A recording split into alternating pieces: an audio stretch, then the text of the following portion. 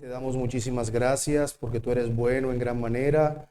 A ti sea dada toda la gloria, la honra, el honor. Loores a tu nombre, Señor. Solo tú eres digno de recibirlo. Gracias, Señor, por tenernos aquí. Te rogamos que nos asistas hoy con tu Santo Espíritu y te pido de una manera especial que le hables a tu pueblo con poder. Que seas tú, Señor, llegando hasta el fondo de nuestro corazón a través del mensaje de la predicación de tu palabra. Ayuda a este vaso de barro a que la pueda predicar, exponer con fidelidad, sin adulterarla, y que tú, Señor, seas exaltado, glorificado, que salgamos de acá, Señor, contentos, felices, animados porque en ti hay esperanza, animados porque en ti somos más que vencedores, animados, Señor, porque sabemos que tú eres inmutable y que lo que comienzas, oh Señor, lo terminas. Gracias, Padre, en el nombre bendito de nuestro Señor y Salvador Jesucristo. Amén y amén. Bueno, mis hermanos, quiero que me acompañen. ¿Se escucha bien atrás? ¿Sí? Quiero que me acompañen a Romanos, una vez más, Romanos capítulo 8, para que continuemos con nuestra serie de sermones expositivos. Ya este es el sermón número 36.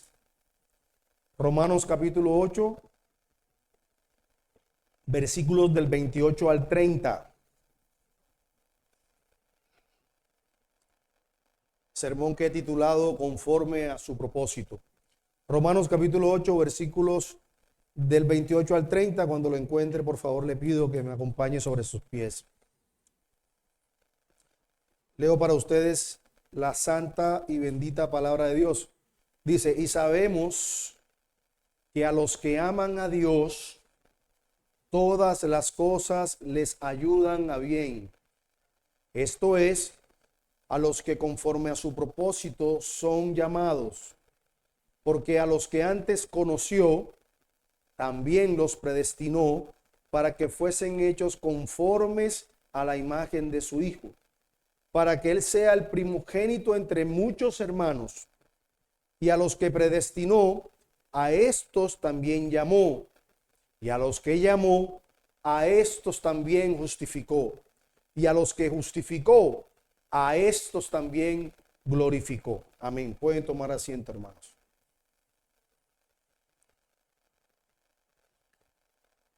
Después de haber visto en nuestro sermón anterior, ¿cierto?, cómo el apóstol Pablo nos hablaba de esa esperanza invisible, nos hablaba de esa intercepción diaria que el Espíritu Santo hace por nosotros en nuestra debilidad. El apóstol Pablo continúa con su discurso a estos hermanos en Roma y ahora quiere que ellos eleven su mirada un poco más alto. Porque si nosotros en los versículos anteriores vimos esa gloriosa verdad que muchos a veces tendemos a opacar, que es que el Espíritu Santo en medio de nuestra debilidad intercede por nosotros y lo hace en el presente. Hoy vamos a ver que en todo ese proceso de santificación que nosotros vivimos y todo ese proceso incluso de salvación va a descansar, gracias a Dios, no en lo que nosotros podamos dar, sino que descansa en el propósito eterno del Dios Trino.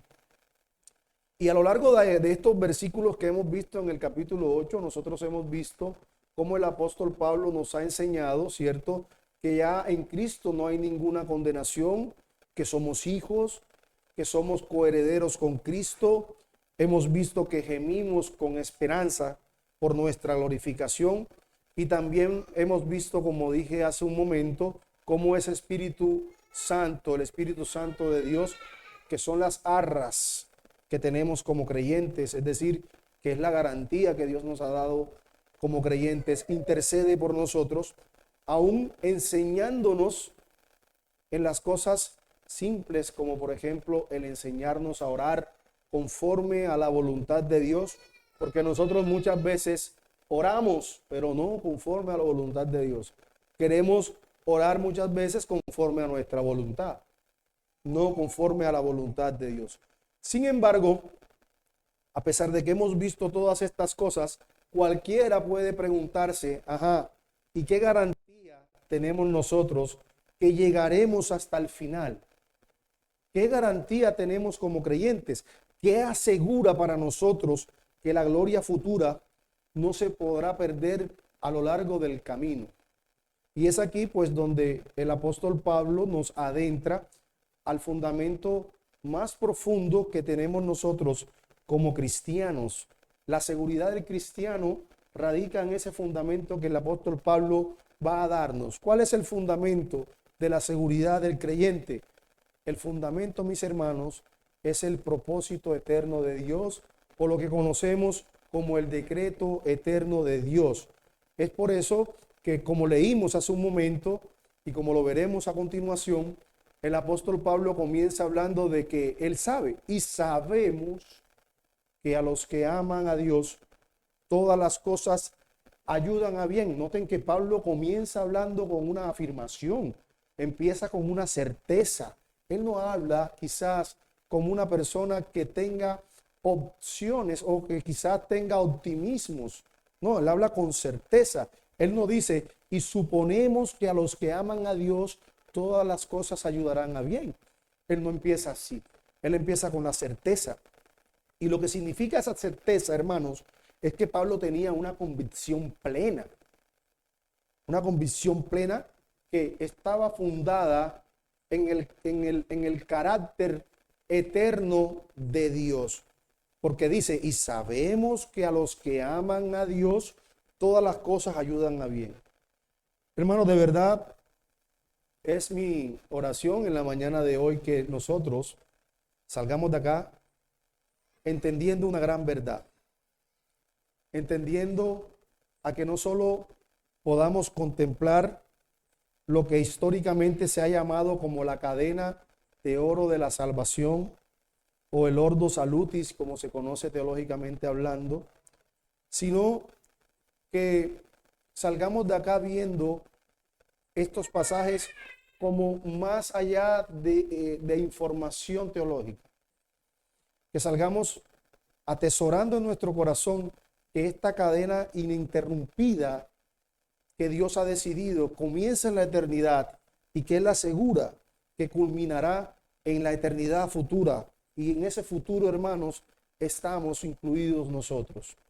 Por lo tanto, lo que vamos a ver hoy no es simplemente un versículo para animarnos, y debo dejarlo en claro, sino que estamos ante ese despliegue glorioso, maravilloso del plan eterno de Dios para salvar a un pueblo pecador y llevarlo de manera infalible a la gloria. Eso veremos hoy. Así que, repito el título de nuestro sermón, conformes a su propósito, conforme a su propósito. Vamos a desarrollarlo en tres epígrafes, 3 puntos que son 3 verdades. Y quiero empezar con el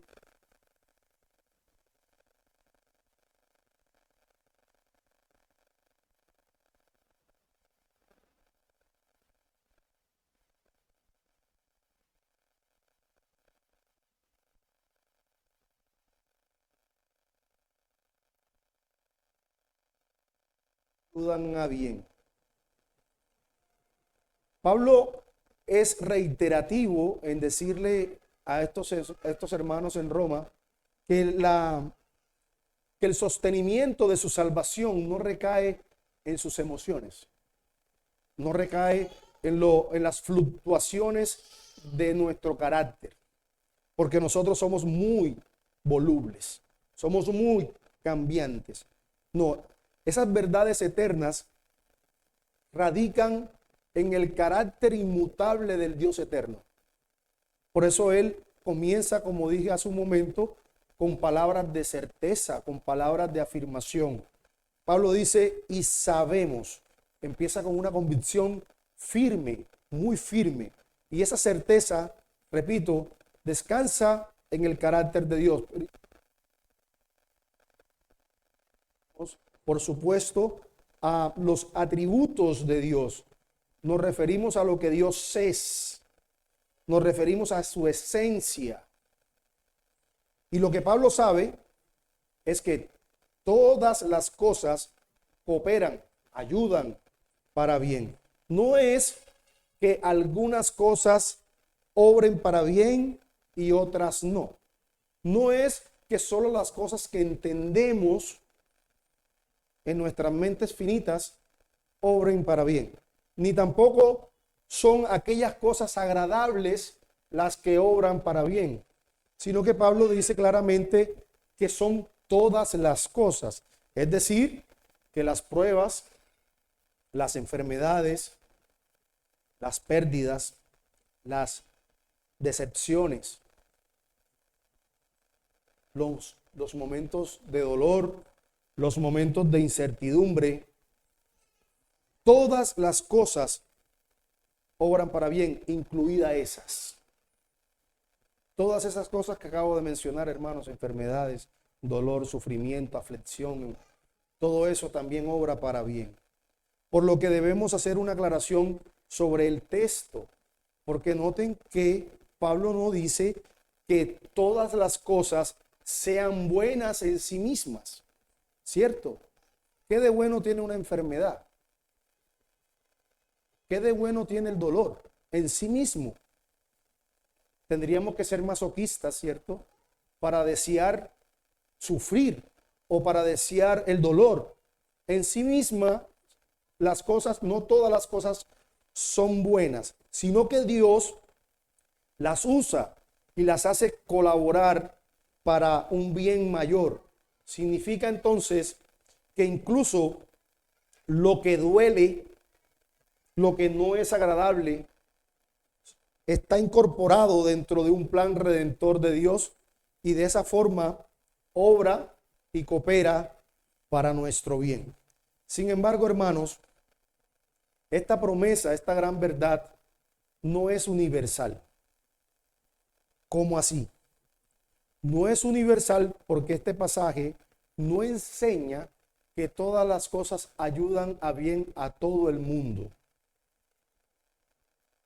Y eso Pablo lo deja en claro diciendo que este pasaje tiene unos receptores específicos. Tiene unos destinatarios específicos. ¿Quiénes son esos? Dice Pablo, aquellas personas que aman a Dios. Lea conmigo una vez más el versículo 28. Y sabemos que a los que aman a Dios, solo a esos, todas las cosas ayudan a bien. Y alguno preguntará, pastor, ¿quiénes entonces son aquellos que aman a Dios? Porque si nosotros salimos a la calle, salimos al mundo y hacemos esa pregunta, seguramente la gran mayoría respondería que sí, que ellos creen en Dios, que ellos aman a Dios. ¿Cómo entonces lo podremos saber? ¿Quiénes son verdaderamente aquellos que aman a Dios? Porque muchos dicen amar a Dios. El mismo versículo lo explica, es decir, Pablo no deja eso en una incógnita. Pablo dice, los que conforme a sus propósitos son llamados, es decir, que los verdaderos creyentes, aquellos que han sido alcanzados por ese llamamiento eficaz de Dios, son los que aman a Dios, única y exclusivamente esos. Lo que implica entonces que nuestro amor hacia Dios es la evidencia de que nosotros hemos sido llamados eficazmente por la gracia. No sé si hasta aquí me hago entender. ¿Cómo sabemos que amamos a Dios? Dice Pablo, porque aquellos que han sido llamados eficazmente han respondido a ese llamado por gracia. Por esa razón nosotros amamos a Dios. De hecho, el apóstol Juan en su evangelio, en el capítulo 4, en la primera carta, en el capítulo 4, versículo 19, dice el apóstol Juan, nosotros le amamos a Él porque Él nos amó primero. Es decir, que nuestro amor es ese fruto de su obra soberana en nosotros. Pastor, y a veces yo siento que no amo a Dios. Amén, somos dos. Muchas veces no sentimos eso.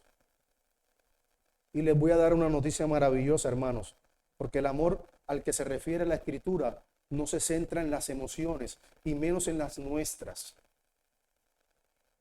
porque nuestras emociones son engañosas. El amor es una decisión, no algo que siento. No esperes sentir mariposas dentro del estómago para sentir que ama a Dios.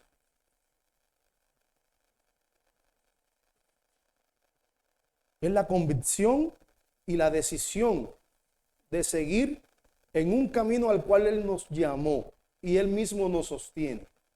Porque en este peregrinar seguimos caminando es porque Él nos sostiene. Pero vamos a profundizar un poco más en el texto, hermanos. Ahora bien, Pablo dice que a los que aman a Dios, todas las cosas ayudan a bien. ¿A qué se refiere el apóstol Pablo cuando habla de bien? Porque muchas veces pensamos que ese bien significa que vamos a tener éxito en todas las cosas que realicemos, o incluso pensamos que ese bien significa ausencia de dolor, o significa ausencia de conflictos, o significa ausencia de aflicciones, y nos quedamos como que, Señor, si tú dices que todas las cosas obran para bien, ¿por qué lo que está pasando todo está mal? Eso es lo que muchas veces pensamos. Sin embargo, hermanos, el versículo 29, como veremos a continuación, nos mostrará que el bien supremo de Dios para nosotros no es que no tengamos problemas, no es que no tengamos dolor, no es que no tengamos enfermedades o que no tengamos aflicciones. El bien supremo de Dios para nosotros es conformarnos a la imagen de su Hijo. Y bastante, hermanos, que perdemos el norte de esa gran verdad. Muchas veces por nuestro pecado y nuestro egoísmo pensamos que Dios gira alrededor nuestro y que es siempre nuestra voluntad la que debe implementarse. No, el supremo bien de Dios para nosotros es conformarnos a la imagen de su Hijo.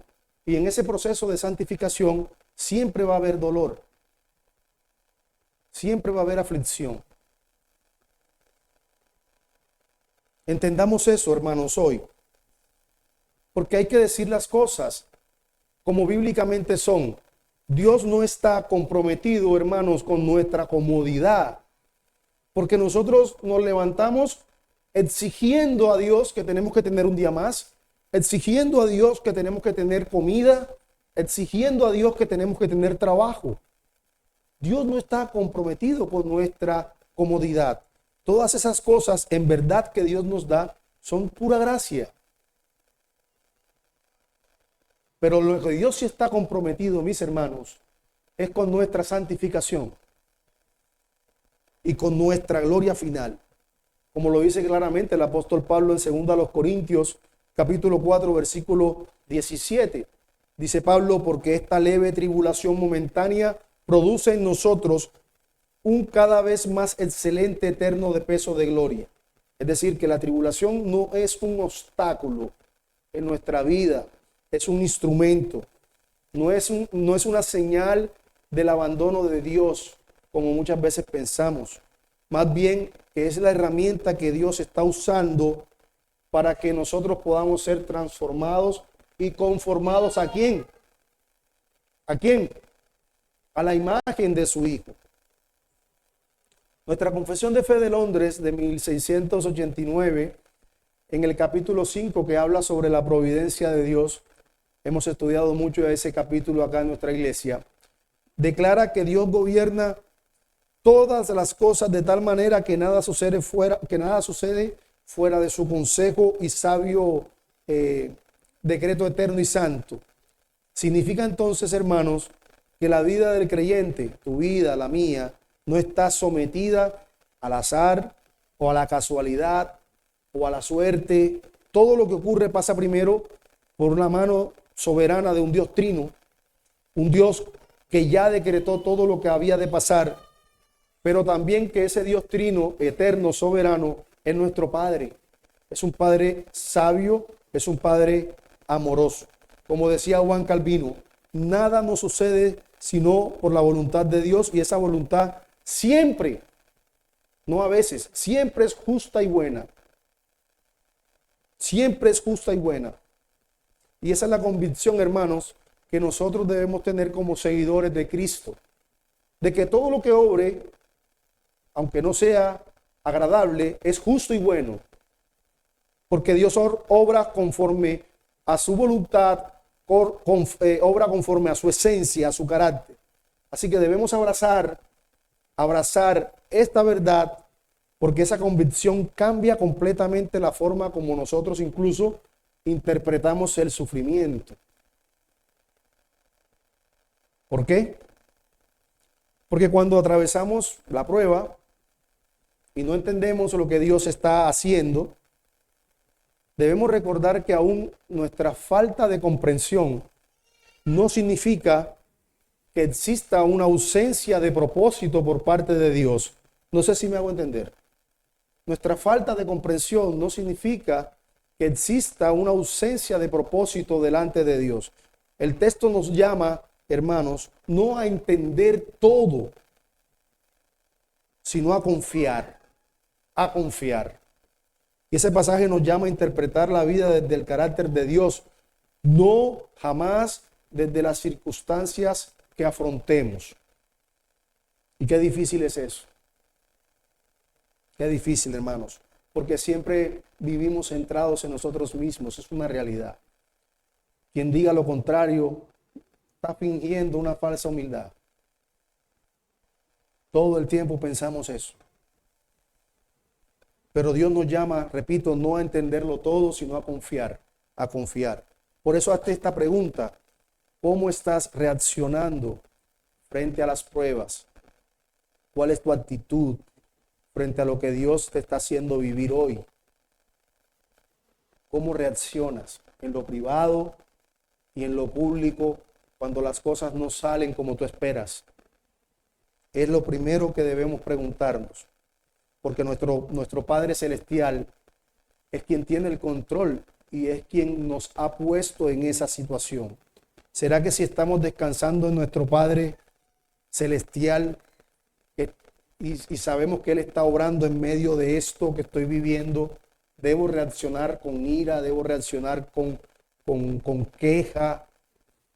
Porque vivir murmurando, y vivir quejándonos de lo que nos está pasando, hermanos, no significa descansar en la soberanía de Dios. Si realmente creemos que los que aman a Dios todas las cosas obran para bien, entonces nuestra vida diariamente reflejará menos ansiedad, reflejará más confianza, reflejará menos queja, más adoración. ¿Por qué? Porque sabemos que nada en nuestra historia, nada está fuera del propósito eterno de Dios. Recuerde que el Señor tiene cuidado incluso de una pequeña hoja que cae de un árbol. Ahora, cuánto más, hermanos, cada situación, cada pérdida, cada dolor, cada aflicción en la que nosotros estamos inmersos. ¿O acaso usted no es más importante que un árbol? Si el Señor alimenta incluso a los pajaritos, ¿cuánto más a nosotros? ¿O acaso no somos más importantes para Dios que un pajarito? Por eso doy gloria al Señor, porque esta promesa no descansa en nuestro esfuerzo, no descansa en nuestra capacidad, en que nosotros amemos a Dios. No descansa en eso. Descansa en algo firme. Descansa en su decreto eterno, en su propósito eterno. Porque por eso Pablo no se detiene en todas las cosas. Todas las cosas obran para bien. Pero Pablo nos lleva inmediatamente a ese fundamento que sostiene esa declaración: a los que conforme a su propósito son llamados. Y ahí encontramos la raíz de nuestra seguridad, y ese va a ser nuestro segundo punto. Conforme a su propósito somos llamados. Versículo 28 en la segunda parte dice, voy a leer nuevamente todo el pasaje: y sabemos que a los que aman a Dios todas las cosas les ayudan a bien. Esto es, a los que conforme a su propósito son llamados. Entonces, si todas las cosas cooperan, obran o ayudan para bien, no es porque quizás el universo tenga una fuerza positiva, automática, como lo enseñan los metafísicos,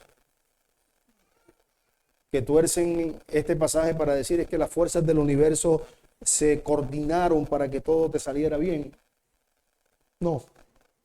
Ni tampoco porque el creyente tenga una muy buena actitud mental, una actitud correcta frente a las cosas que afronta. Tampoco. Es porque existe un propósito eterno detrás de todo lo que ocurre. Pablo dice que esa promesa pertenece a los que conforme a su propósito son llamados. Es decir, el bien que Dios produce no es un bien improvisado. No sé si me hago entender. No es como si Dios estuviera probando a ver cómo le salen las cosas. Todo está conectado con un plan superior, eterno, que nace de la voluntad de Dios. Porque cuando nosotros entendemos la palabra propósito, ¿a qué nos lleva inmediatamente? Nos habla de algo que ha sido determinado con anticipación. Es decir, en pocas palabras, algo que ha sido perfectamente planificado. ¿Sí me hago entender? Ese es el propósito, algo que ha sido determinado de antemano. No es un decreto reaccionativo. No es que Dios está reaccionando a circunstancias que se le salieron de las manos. Inmediatamente Él, al estilo bombero, vaya y apaga el incendio. No. No. Es decreto. Es decir, que Dios no ajusta sus planes sobre la marcha. Él no corrige errores, hermanos. Es Dios. No improvisa soluciones. Así que desde la eternidad, Él determinó salvar a un pueblo y a ese pueblo llevarlo a su gloria. Yo quiero que vaya conmigo y lea Efesios, capítulo 1, versículo 11.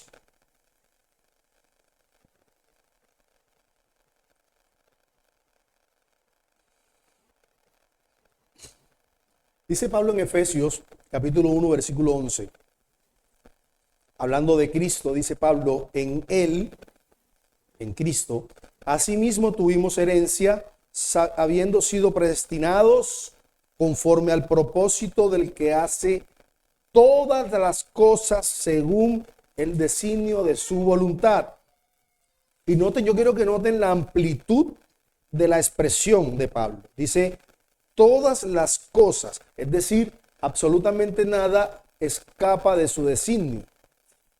Ahora bien, Pablo está conectando ese propósito de Dios con el llamado. No se refiere aquí, y debo aclarar, al llamado externo del evangelio que muchos escuchan y rechazan. Recuerden que cuando vimos sobre el llamado, hablábamos de que hay dos llamados, un llamado externo a todos, pero un llamado especial que es eficaz, que se da al interior de ese pecador que reacciona de manera positiva a ese llamado eficaz. Entonces, ese llamado que Pablo está mencionando aquí es ese llamamiento eficaz. No se está refiriendo a ese llamado externo del evangelio que muchos escuchan y rechazan.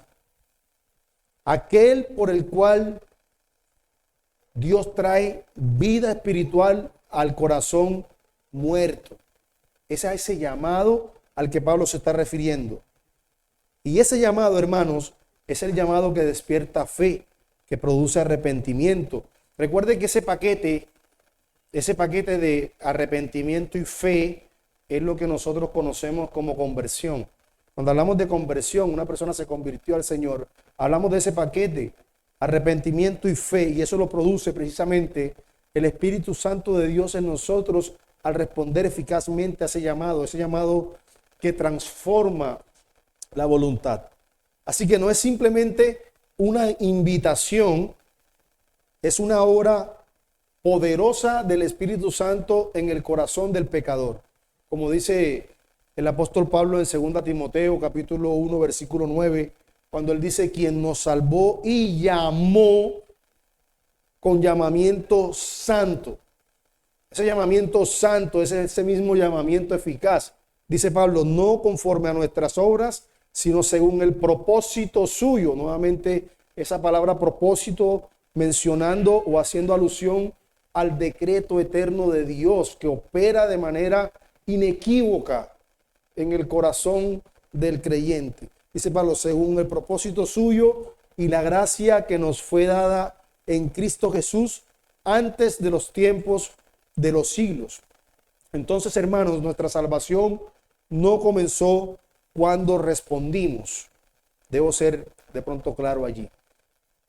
Comenzó con el propósito eterno de Dios. Allí comenzó nuestra salvación. Listo, que después, y lo veremos más adelante, llegando el cumplimiento del tiempo, usted y yo respondimos, es otra cosa, pero lo veremos más adelante. Pero la salvación no comenzó, ¿cierto?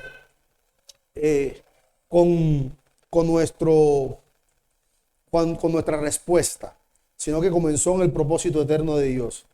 Significa entonces que nuestra relación con Dios, hermanos, no está sostenida por la fuerza de nuestra decisión, sino por la firmeza de su decreto soberano y eterno, que es inequívoco. Nosotros responderíamos a ese llamado porque el Señor así lo decretó.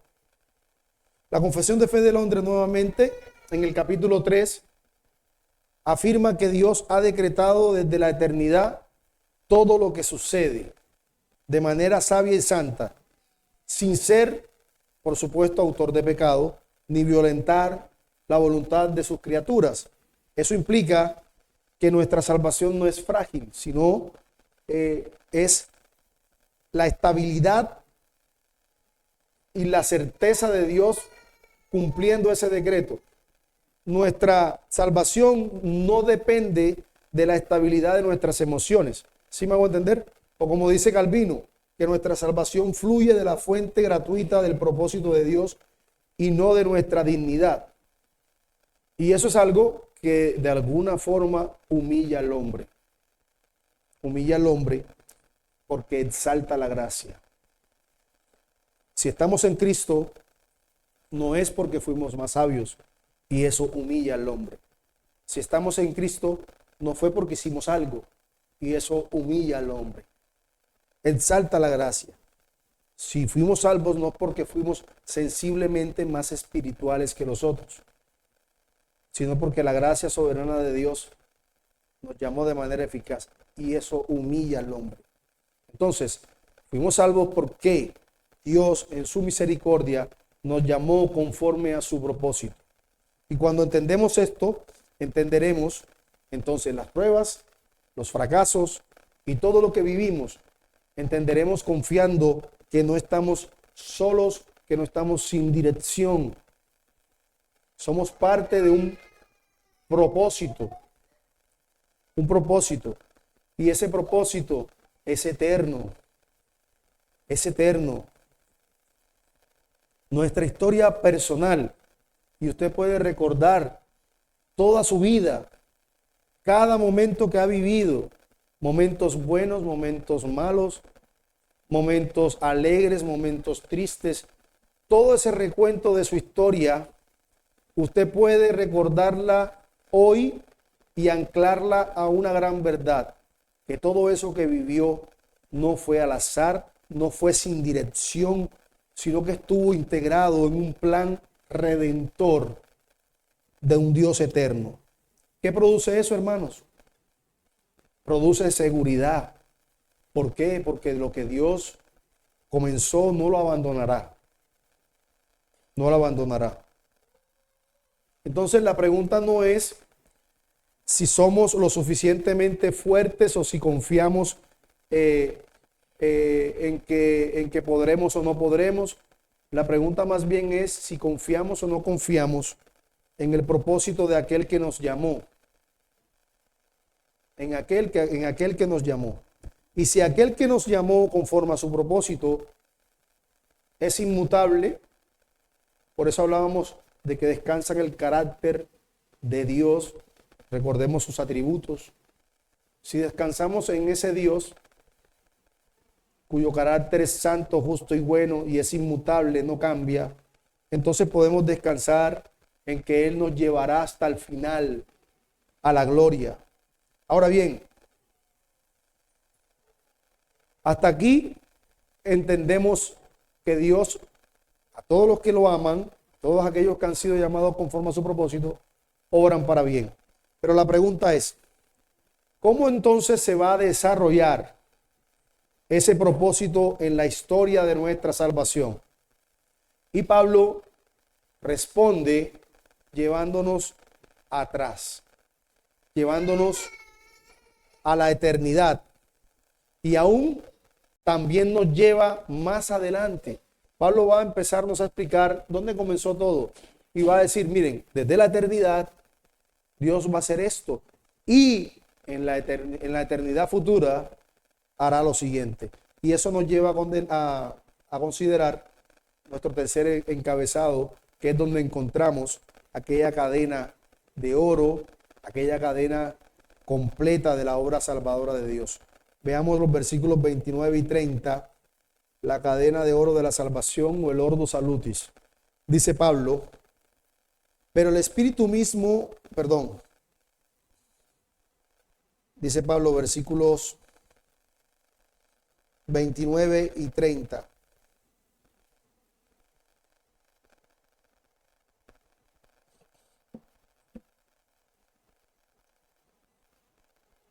Y sabemos que los que aman a Dios, 29, porque a los que antes conoció, también los predestinó para que fuesen hechos conforme a la imagen de su Hijo, para que Él sea el primogénito entre muchos hermanos. Y a los que predestinó, a estos también llamó. Y a los que llamó, a estos también glorificó. Y a los que glorificó, y a los que justificó, a estos también glorificó. Noten cómo Pablo, de alguna manera, abre delante de nosotros lo que históricamente se ha llamado el ordo salutis. ¿Qué es el ordo salutis? El orden de la salvación. El orden de la salvación. Y esto es, ¿qué es? No es un esquema, y aclaro, no es un esquema inventado por los teólogos, porque muchos rechazan esta cadena de oro pensando que es una invención humana. No, hermanos, sino que es una secuencia incluso que el apóstol Pablo nos presenta y que a la final es la realidad de esa cadena donde esos eslabones es imposible que se rompan, garantizando así nuestra salvación. Observe algo clave. Cada verbo, antes de adentrarnos, cada verbo que Pablo usa, lo utiliza en pasado. En pasado. Y ya voy a explicar por qué. Cada eslabón que usa Pablo está unido al siguiente sin interrupción. Lo que quiere decir que en ese eslabón no hay pérdidas en el proceso. No hay eslabones sueltos, donde de pronto el eslabón no encaje en el otro. Es decir, que esa cadena perfecta es imposible que se rompa. Pero esa cadena tiene un comienzo. ¿Dónde comienza? En la eternidad pasada. ¿Y dónde culmina? En la gloria futura. Debemos entender así. Imaginemos esa cadena. Tiene un comienzo. ¿Dónde comenzó? En la eternidad pasada, en el decreto eterno de Dios. ¿Y dónde culminará? En la gloria futura. Pero vamos a ver la parte por parte. Primero dice Pablo, a los que antes conoció. Ese conocimiento al que se refiere Pablo aquí no es una información anticipada, no es conocimiento cognitivo, ¿sí me hago entender?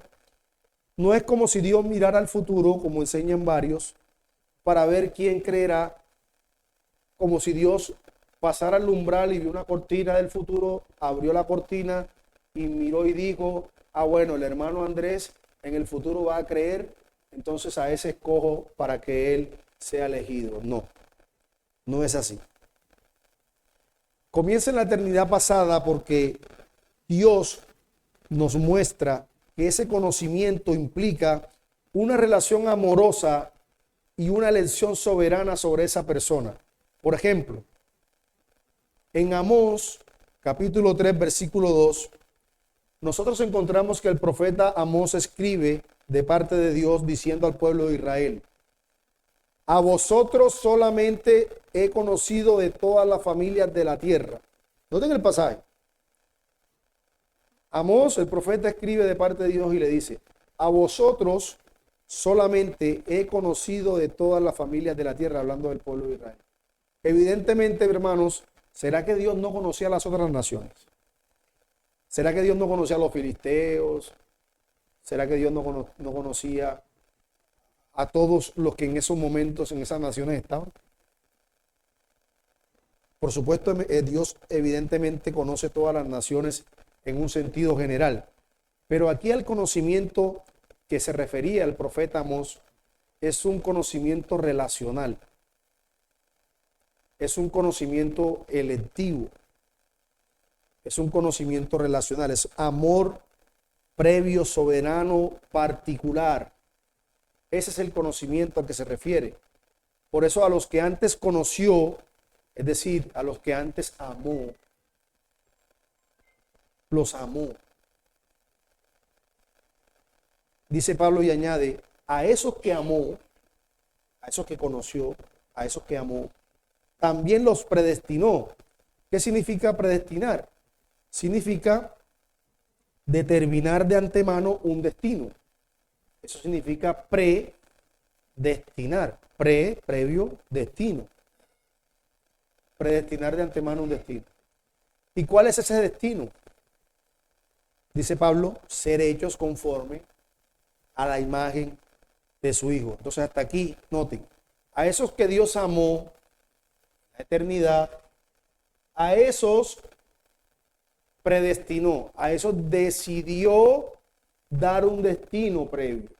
Y ese destino previo es hacernos conformes a la imagen de su Hijo.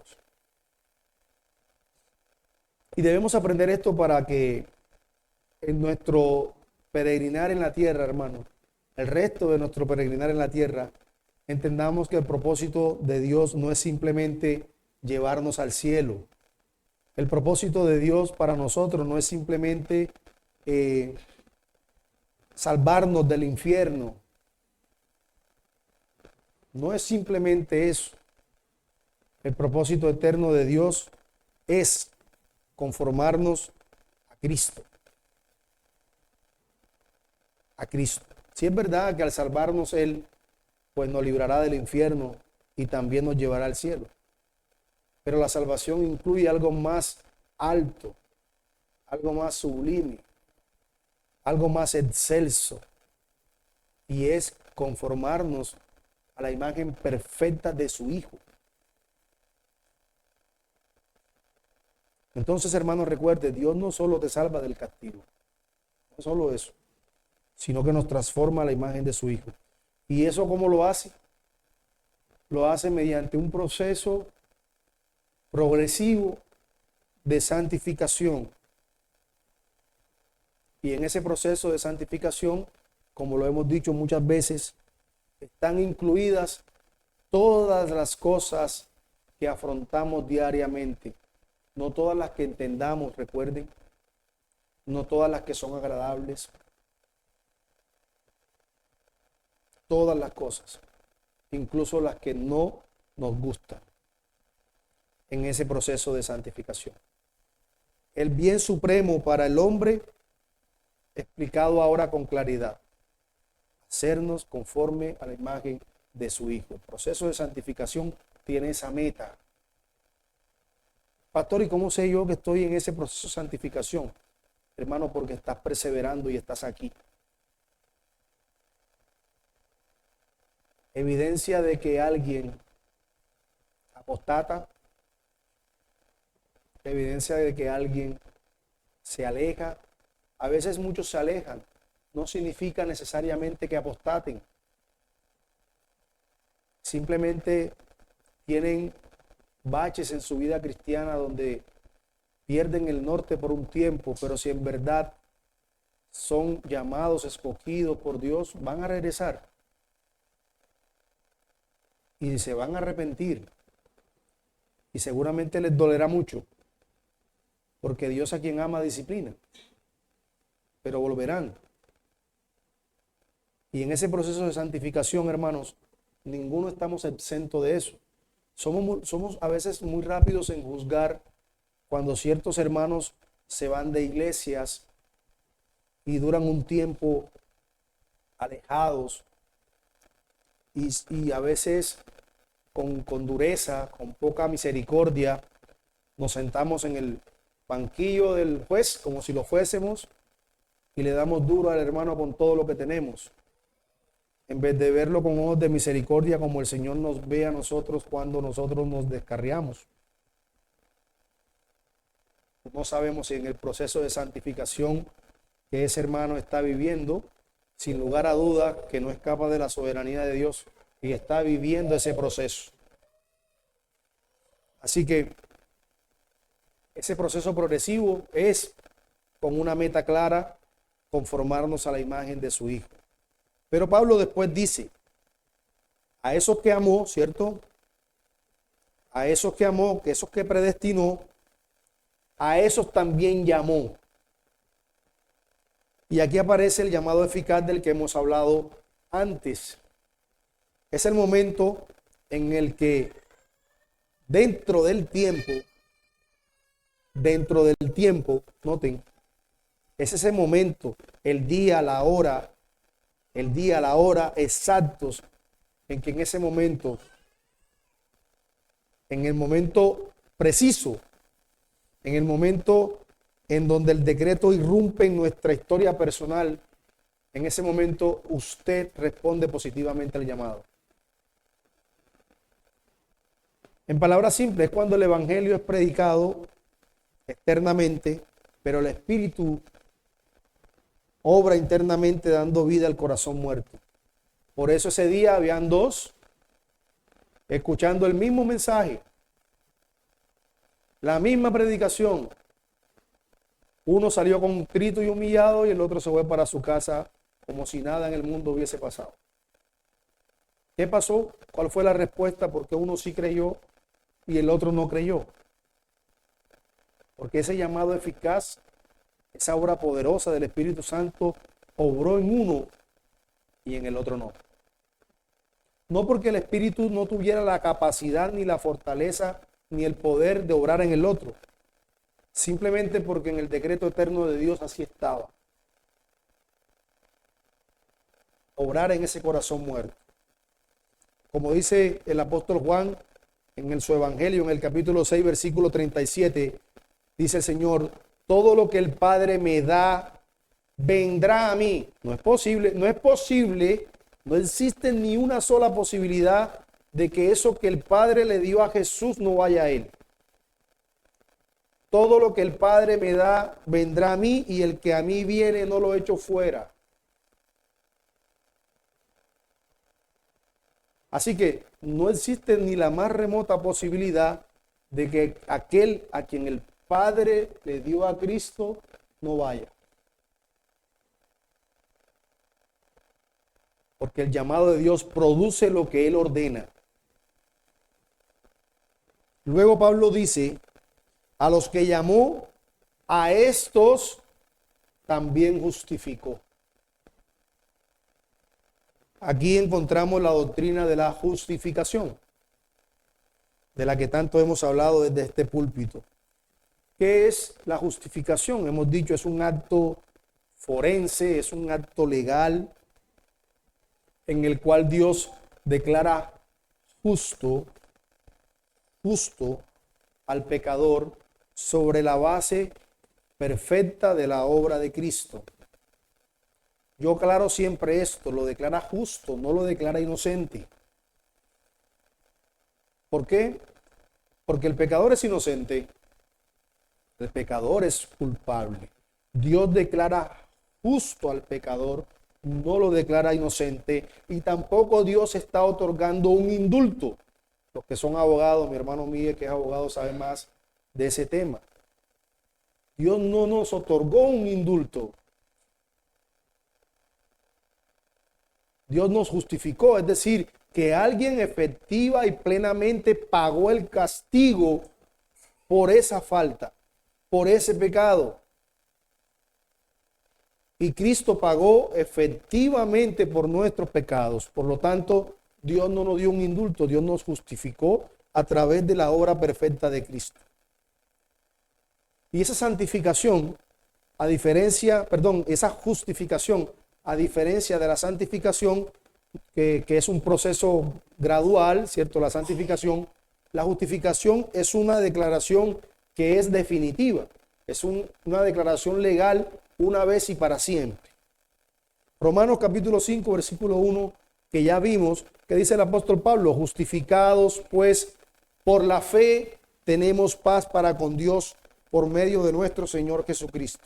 Ya lo hemos dicho, la base de nuestra justificación no es nuestra obediencia, sino la justicia imputada de Cristo en nosotros.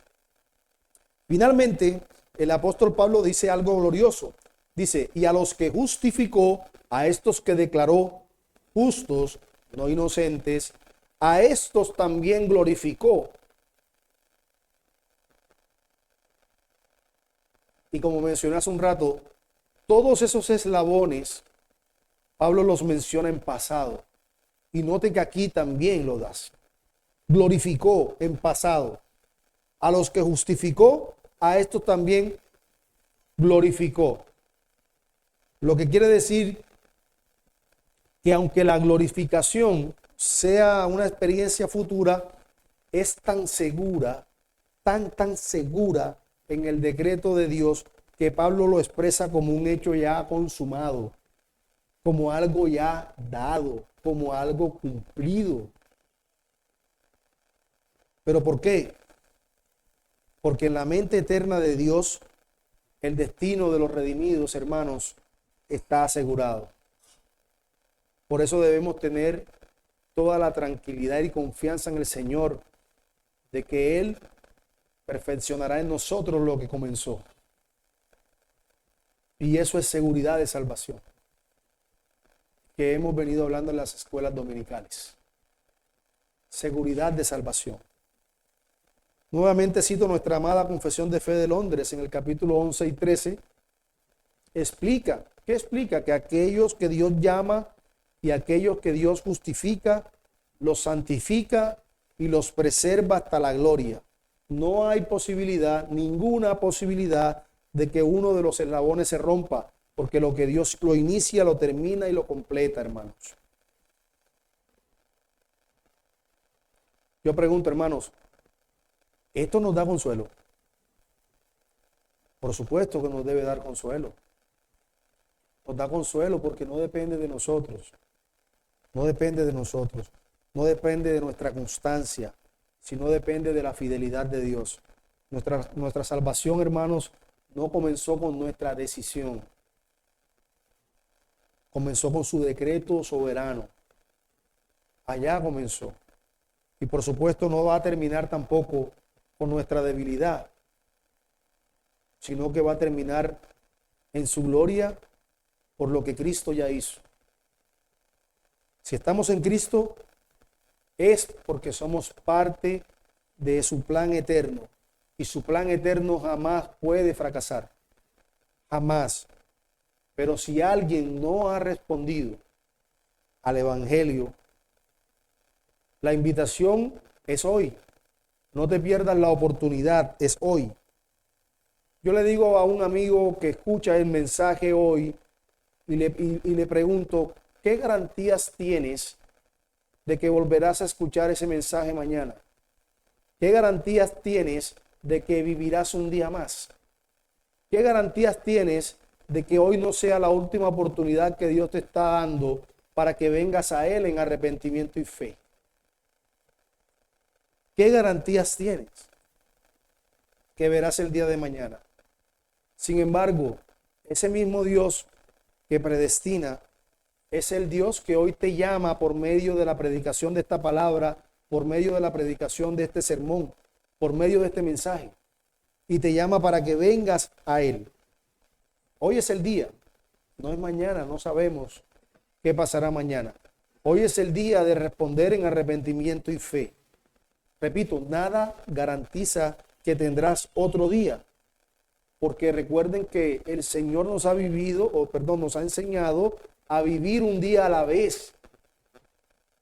Dice Él en Mateo capítulo 6, versículo 34, así que no os afanéis por el día de mañana, porque el día de mañana traerá su propio afán. Bástate cada día su propio mal. Hoy es el día para venir a Cristo. Y si vienes a Cristo, te aseguro por la Escritura que Él no te echará fuera. Ya lo acabamos de leer. El que viene a mí, dice el Señor, no lo echo fuera.